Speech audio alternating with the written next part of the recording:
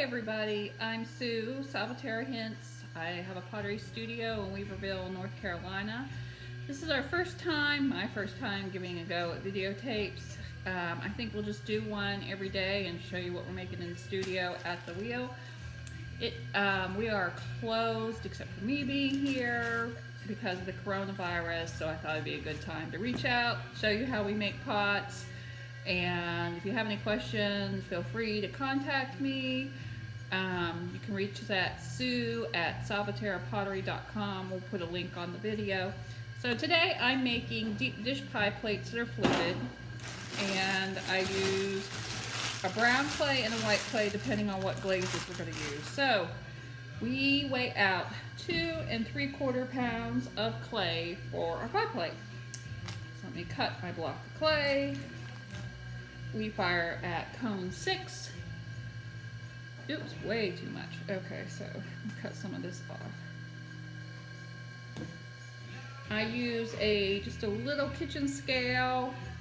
It doesn't weigh perfectly, but I'm not one of those perfect potters either. So it gets just a good starting place for me what to know. So 2 3/4 pounds on just a little spring-loaded scale.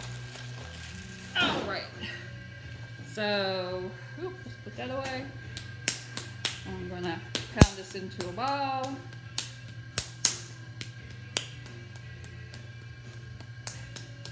I work on a homemade bat system that I really love. We made them out of double tempered masonite.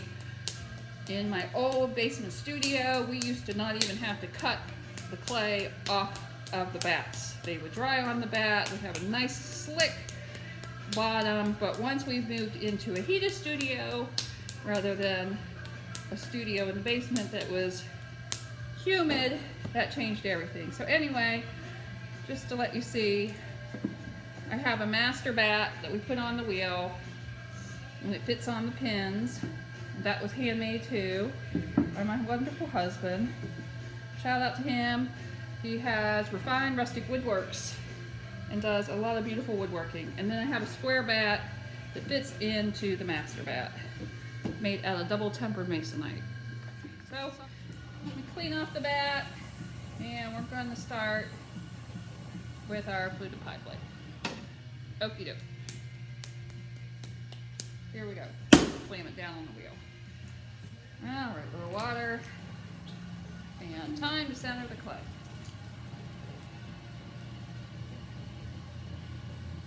So the key to centering the clay is you control the clay does not control you. Okay, so we're pretty centered there. So the next hand position I like to do is this. This hand pushes the clay down, this hand the clay runs across the side, and as I'm pushing down and out, I'm keeping my ball nice and centered. So here we go.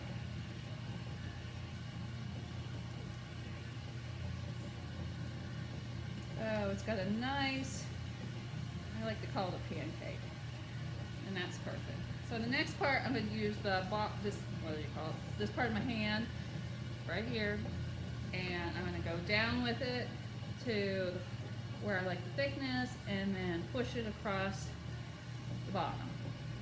And that sets the bottom of my pie plate. So most pieces I do not trim. About the only thing I trim the bottoms on are bowls, things that I'd like the piece to actually have lift to it. I don't think a pie plate really needs lift, so I don't trim it at all. All right, nice flat bottom. I usually take this particular tool right here, and I push it against the side because I don't like any excess clay on the side here. Okay, here's my first pull. And press back down. Go across the bottom again. Clean up the side. Okay, second pull.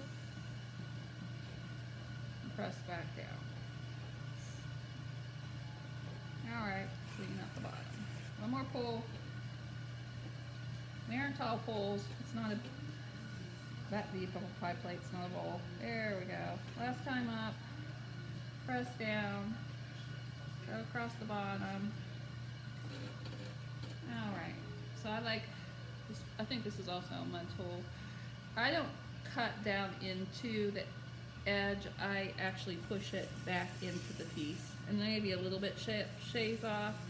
But what that does is that gives a stopping place for the glaze. Alright. Now a new sponge that I really am enjoying getting used to using is this mud tool sponge.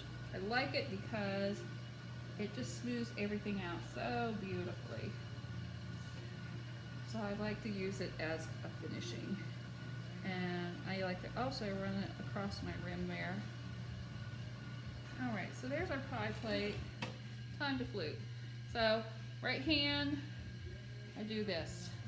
And I push like this to make my flutes. So, flute, flute, flute, all the way around. So, key to a beautiful fluted pie plate is that all your flutes are the same size.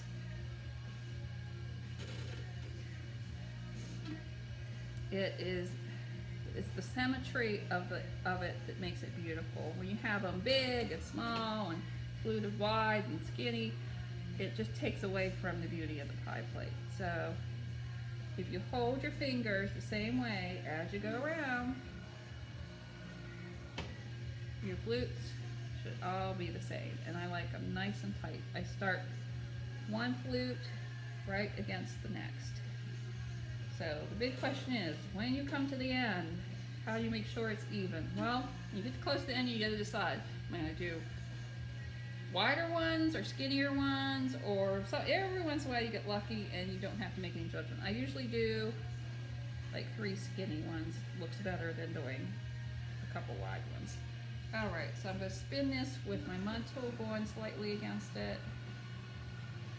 And then I run my mud tool slightly back around the edges the opposite direction, just to clean it all off. Alright.